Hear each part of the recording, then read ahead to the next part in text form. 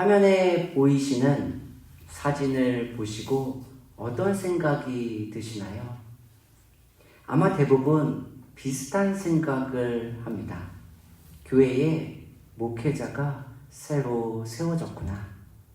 이것은 우리가 상황을 눈에 보이는 그대로 보는 단면적 시선으로 보는 현상입니다.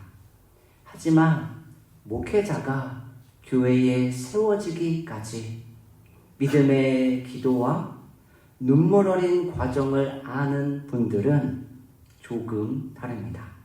그분들은 이 사진 한 장에서 그 이면에 담겨진 수많은 이야기들을 발견하기 때문입니다. 이것이 바로 상황을 종합적인 시선으로 보는 모습입니다. 오늘 본문의 다윗은 어려움의 한복판 가운데 있습니다. 다윗이 마주한 현실입니다. 시편 27편 2절입니다. 악인들이 내 살을 먹으려고 내게로 왔으나. 시편 27편 3절입니다. 군대가 나를 대적하여 진칠지라도 전쟁이 일어나 나를 치려 할지라도. 시편 27편 10절입니다. 내 부모는 나를 버렸으나. 악인들이 자신의 살을 먹기 위하여 달려옵니다. 군대는 자신을 대적하며 진을 치고 있습니다. 사람들이 전쟁을 일으켜 자신을 공격합니다. 부모는 자신을 버립니다. 다윗이 처한 현실이 진퇴양난 사면초가입니다. 다윗이 자신의 삶을 단면적 시선으로 바라본다면 어떻게 고백할 수 있을까요? 어떤 결론을 다윗은 내려야 할까요? 예수님 믿어봐야 아무 소용 없어. 아닐까요? 우리의 마음이 흔들리고 우리의 삶이 요동치는 부분이 바로 여기입니다. 이 지점이 우리가 신앙의 위기를 겪는 순간입니다. 예수님은 우리에게 필요한 양식을 책임지시겠다 약속하셨습니다. 그러나 우리는 예수님에게 넘치는 양식을 구합니다. 그래서 우리는 자신의 삶에 차고 넘치는 풍요가 없으므로 시험에 들기도 합니다. 그 이유가 우리가 자신의 삶을 평면적 시각으로 바라보기 때문입니다. 그러나 다윗은 자신의 삶을 종합적인 시선으로 바라보기 시작합니다. 그리고 다윗은 하나님께 한 가지 소원을 아립니다. 시편 27편 4절입니다. 내가 여호와께 바라는 한 가지 일, 그것을 구하리니 곧 내가 내 평생에 여호와의 집에 살면서 여호와의 아름다움을 바라보며 그의 성전에서 사모하는 그것이라. 시편 27편 5절입니다. 여호와께서 환난 날에 나를 그의 초막 속에 비밀히 지키시고 그의 장막 은밀한 곳에 나를 숨기시며. 시편 27편 6절입니다. 내가 그의 장막에서 즐거운 제사를 드리겠고 노래하며 여호와를 찬송하리로다. 다윗이 하나님께 구해야 하는 것이 무엇일까요? 자신의 상황의 반전, 환경의 변화 아닐까요? 그런데 다윗은 그것보다 하나님의 얼굴을 구하는 한 가지 기도를 합니다. 집, 성전, 초막, 장막, 각각의 단어는 다릅니다. 그러나 각각의 단어가 가리키는 의미는 동일합니다. 무엇입니까? 함께 사는 장소, 함께 머무는 장소, 즉 거주의 의미가 담겨 있습니다. 다윗이 구하는 한 가지 기도는 문제 해결, 환경 개선, 상황 반전이 아닙니다. 다윗은 하나님과 함께 살고 함께 머무는 단 한 가지만을 간절히 기도합니다. 바울의 목소리로 다윗의 고백을 들어볼까요? 갈라디아서 2장 20절입니다. 내가 그리스도와 함께 십자가에 못 박혔나니 그런즉 이제는 내가 산 것이 아니요 오직 내 안에 그리스도께서 사시는 것이라. 이제 내가 육체 가운데 사는 것은 나를 사랑하사 나를 위하여 자기 자신을 버리신 하나님의 아들을 믿는 믿음 안에서 사는 것이라. 예수가 함께 계시니 그 다음 가사가 무엇이나요? 시험이 오나 겁없네. 이 세상 사는 동안에 주 이름 전파하면서 이 세상 친구 없어도 그 다음 가사가 뭔가요? 예수는 나의 친구니 주께서 심판하실 때 잘했다 칭찬하리니. 어떻게 다윗은 주님의 얼굴을 구하며 주님과 함께 살기를 간절히 소망할 수 있었을까요? 왜 다윗은 주님의 아름다운 얼굴을 바라보며 하나님께 찬양하기를 간절히 기도하고 있을까요? 시편 27편 1절입니다. 여호와는 나의 빛이요 나의 구원이시니 내가 누구를 두려워하리요? 여호와는 내 생명의 능력이시니 내가 누구를 무서워하리요? 하나님은 다윗의 삶의 빛, 구원, 생명의 능력입니다. 따라서 다윗은 그 하나님이 자신과 함께 하시면 그 어떤 무서움과 두려움도 이길 수 있음을 확신합니다. 바울의 고백과 연결해 볼까요? 고린도후서 4장 8절입니다. 우리가 사방으로 우겨쌈을 당하여도 쌓이지 아니하며 답답한 일을 당하여도 낙심하지 아니하며. 고린도후서 4장 9절입니다. 박해를 받아도 버림받지 아니하며 거꾸러뜨림을 당하여도 망하지 아니하고 사방으로 우겨쌈을 당합니다. 답답한 일 가운데 둘러싸여 있습니다. 박해를 받고 거꾸러뜨림을 당합니다. 그런데 그 모든 것으로부터 어떻게 자유로울 수 있을까요? 그 비결 알고 싶지 않으세요? 고린도후서 4장 7절입니다. 우리가 이 보배를 질그릇에 가졌으니 이는 심히 큰 능력은 하나님께 있고 우리에게 있지 아니함을 알게 하려 합니다. 우리는 하나님을 오해하고 있습니다. 하나님은 우리의 삶을 푸른 초장과 쉴만한 물가로 항상 늘 언제나 인도하고 계십니다. 그런데 우리가 자신의 삶을 단면적이고 평면적인 시선으로 바라봅니다. 그래서 우리의 삶의 부족함과 모자람만 뚜렷하고 선명하게 보입니다. 그러나 우리가 자신의 삶을 종합적이고 입체적인 시선으로 바라보기 시작하면 고난과 환난 중에서도 기뻐할 수 있습니다.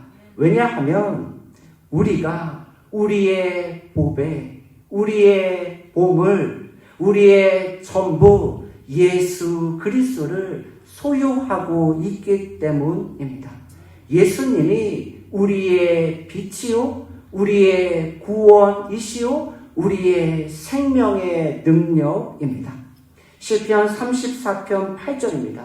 너희는 여호와의 선하심을 맛보아 알지어다. 다윗의 너무나도 멋진 고백입니다. 그런데 언제 다윗이 이 고백을 했는지 아시죠? 아비멜렉 앞에서 미친 척하며 쫓겨날 때 고백한 노래입니다. 다윗은 하나님을 선하신 분, 좋은 분이라고 고백합니다.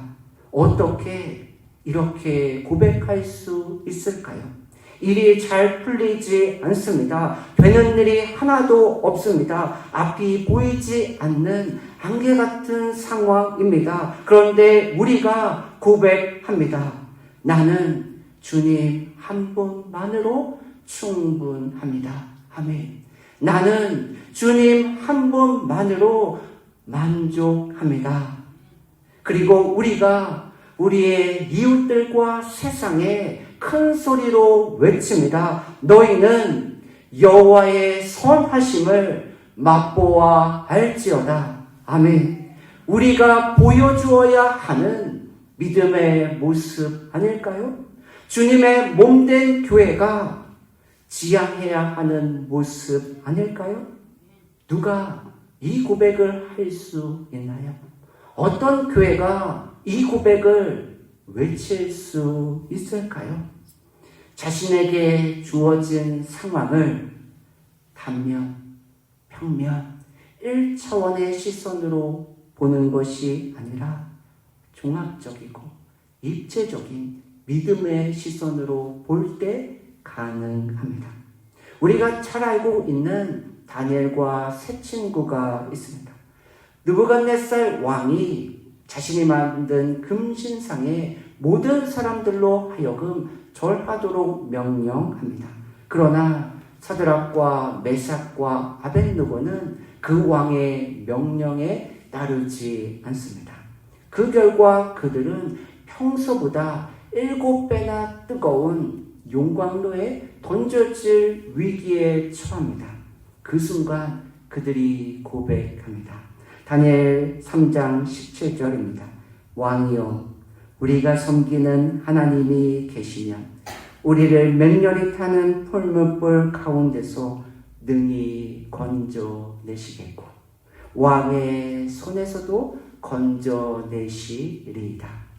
다니엘 3장 18절입니다. 그렇게 아니하실지라도 왕이여, 우리가 왕의 신들을 섬기지도 아니하고 왕이 세우신 금신상에게 절하지도 아니할 줄을 아옵소서.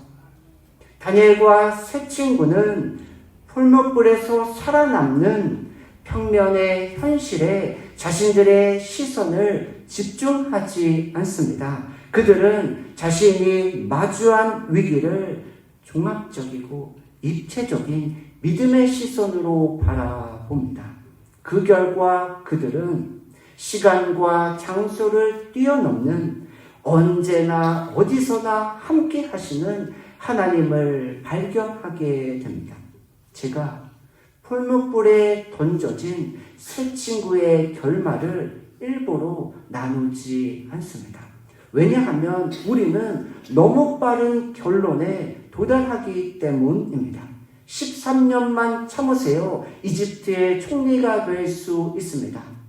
3일만 참으세요. 예수님의 부활을 우리의 눈으로 볼 수 있습니다. 50일만 기다리십시오. 성령의 임재와 충만을 경험하게 될 줄로 믿습니다.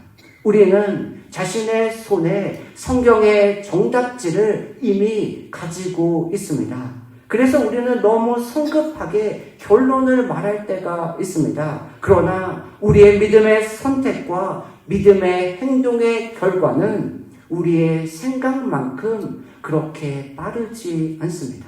그래서 하나님은 우리에게 기다림이라는 믿음의 시간을 요구하십니다. 다윗의 믿음의 선포와 믿음의 간구 끝에 이어지는 다윗의 고백이 무엇인지 아세요? 시편 27편 14절입니다. 너는 여호와를 기다릴지어다. 강하고 담대하며 여호와를 기다릴지어다. 다윗이 마침표로 선택한 단어는 기다림, 인내, 오래 참음입니다. 이 단어들은 우리에게 낯설고 불편하고 익숙하지 않습니다. 왜 우리가 조급해지는지 아세요? 왜 우리의 마음이 초조해지는지 아시나요? 우리가 하나님을 온전히, 완전히 신뢰하지 않기 때문입니다. 우리가 주님을 온전히 믿지 않기 때문입니다. 그러나 성경은 기다림을 무력함의 시간이 아니라 신뢰와 소망이 무르익어가는 시간으로 우리에게 보여주고 있습니다. 우리는 아브라함이 100세에 이삭을 낳았음을 압니다. 그러나 아브라함은 이삭을 얻기 위하여 25년의 시간을 기다리고 인내하고 오래 참아야만 했습니다. 아브라함은 그 시간 동안 조급해하기도 했습니다. 초조해하기도 했습니다. 사라의 종 하갈을 통하여 이스마엘을 얻는 실수를 범하기도 했습니다. 그럼에도 하나님은 그 시간이 무르익을 때까지 아브라함으로 하여금 기다리게 하십니다. 그 이유가 무엇인지 아세요? 아브라함이 하나님 한 분만으로 충분히 만족함을 배우게 하기 위함입니다. 기다림은 무력함이 아니라 가장 적극적인 신뢰와 소망의 표현입니다. 말씀을 마무리하기 원합니다. 기다림은 침묵의 시간이 아니라 신뢰의 시간입니다. 우리는 결과라는 마침표를 찍고 싶어 합니다. 그러나 하나님은 기다림이라는 쉼표를 통해 우리의 삶을 더욱 완성시켜 나갈 줄로 믿습니다. 이제 내 손에 들린 고난의 작은 펄줄 한 조각에 집중하는 단편적이고 표면적인 현실의 시선을 거둡시다. 그리고 오히려 하나님이 준비하신 승리의 큰 그림을 보는 입체적이고 종합적인 믿음의 시선을 회복하는 이 시간이 되기를 소망합니다. 그래서 강하고 담대한 기다림의 시간을 통해 하나님을 향한 신뢰와 소망이 무르익어 가는 저와 여러분의 남은 삶이 되시기를 예수님의 이름으로 축복합니다. 아멘. 기도하겠습니다.